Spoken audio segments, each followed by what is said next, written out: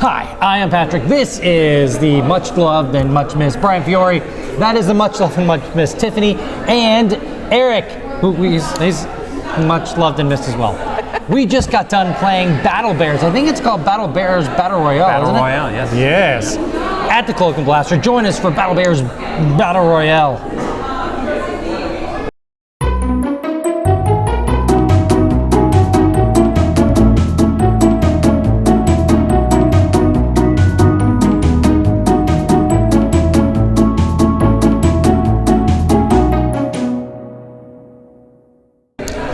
Brian Fiore, Yes. please tell us all about Battle Bears Battle Royale. Sure. So Battle Bears Battle Royale is basically a battle royale, or kind of like a skirmish game that takes place on a hex map that's arranged over here.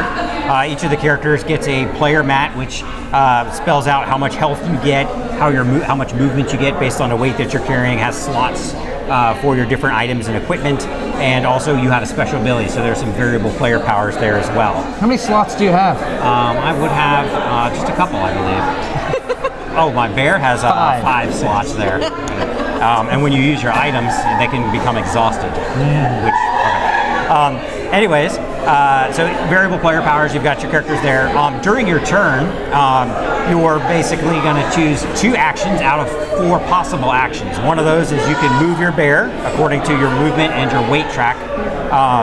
And then you can also loot at the end of your movement if you happen to end up on one of the gas can icons. Anytime you're on there, you get to draw gas cards, which are basically items and special abilities and things that are going to fuel your character. And it could be heavy weapons, light weapons, grenades, health packs, all types of armor, all kinds of stuff like that. So that's moving and looting. The other thing you can do is you can shoot somebody. So once you have a weapon equipped, you can exhaust that weapon. It might be ranged, it might be melee, it might be have a splash effect or or do some cone damage or something like that. So that's shooting. The other thing you can do is you can use an item card from your hand, or you can activate your variable player power. If you do your player power ability, you have to discard a number of cards from your hand. Your hand size limit is 5 to begin with at the end of your turn. If you have more than 5, you got to discard down to 5. There's some other items like backpacks and things which will allow you to expand your hand size. And then if you're going to use an item from your hand, it's just a one-time use item. You just play it and discard it to the deck, to the discard pile. Whenever that runs out, the gas deck, you just reshuffle and start again. And then your final type of action that you can take during your turn is to reload and rearrange. So anything that's in your hand, you can equip. You can pull anything off the board that you've previously equipped. You can unexhaust any of your spent weapons or armor so that you can then use again. Again, you get two actions per turn out of those 4 different things to do. And that's basically the game in a nutshell. At the end of your turn, after you've taken your 2 actions, you're going to place a Huggable, which is one of these like cute little zombie tokens on the board, and they can come from the edge or they can come from any other adjacent Huggable that's already on the board. Anytime this line of Huggables cuts off a section of the board, that piece of that board will be removed. So it's kind of like the Battle Royale, where it's like ever shrinking board to force everybody towards the conflict. Also, if you get surrounded by these tokens, you suffer 3 damage. They're hard to remove, but you can attack them. If you attack them, they will automatically attack you if you miss with the dice, because they have this hard to hit ability. And if you miss them, they'll automatically deal, I think it's 3 damage to you. I think that's it in a nutshell. The winner is the last player standing. Or I think everybody loses if all of the Huggables take over the entire board and you can't place any more down. Or if you run out of Huggables. Huggables. There's no place to move to. Yeah. Even though it is last man standing, anytime a player dies, they actually come back as like a superior Huggable. They can move around the board, and they have like a vendetta attack, or they can do an explode attack. But you only have 4 health, but once you finally die for the second time, then you're out. But then your player eliminated. Yes. Yeah. After the second time. Second time. Yeah. Tiffany. Yes. If you had to pick one thing that you like the most about Battle Bears Battle Royale, it would be what? I'm assuming other than the fact that I won. Oh, why don't you just rub that in a little bit? I did. I just a little salt. I have to say it's super adorable. So the artwork is super cute, and then the theme on top of that it just works really well together. We're just a bunch of really cute, huggable bears wandering around trying to find our fuel and our weapons to be able to return home. And it's super cute. I think that helps make it not feel quite so vicious because we're just adorable little bears eating our Cheese Whiz and shooting our friends. So there's nothing wrong with that.